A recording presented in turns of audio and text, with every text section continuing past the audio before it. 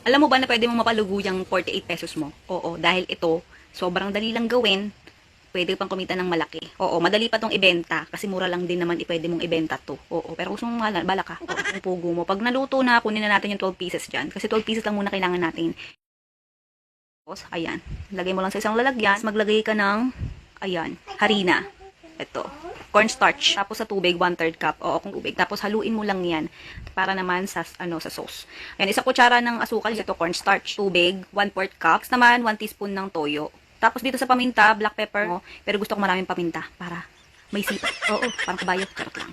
Ayan, naganda ako ng harina. Walang timpla yan. Plain lang talaga. Basta harina. Balutin ng harina itong pugo natin. Yan, ganyan itsura niya. Kung gusto mo mas malapot, pwede naman. Pero ayan, kering-kering ng ganyang lapot. Tapos pagka ipiprito mo, siguro yung mainit na yung mantika. Paalala ko lang, kung wala kang cornstarch, pwedeng huwag ka na maglagay ng cornstarch. Kahit harina at tubig lang yung wet mixture, pwede na. Yan. Pagka okay na, hango muna agad. Mabilis din maluto to, oo. Ayan, dyan natin iluto yung tinimpla natin kaninang sauce na maraming paminta na alal. Tapos pwede mo nang ilagay dyan yung niluto natin kaninang pugo. Isang toothpick, magtusok ka ng 2 piraso. Pagka may bibili, 2 piraso agad ang kukunin, hindi yung isa-isa. Mayonnaise para sa sauce. Yung na recipe siya ako kasi pagtapos itong lantakan time, oo. Sarap nito sobra. Ayun na, sige na, goodbye, good luck. Love you. Ayun yung pangalan recipe natin, sweet peppery quail egg. Love you. Ulit-ulit.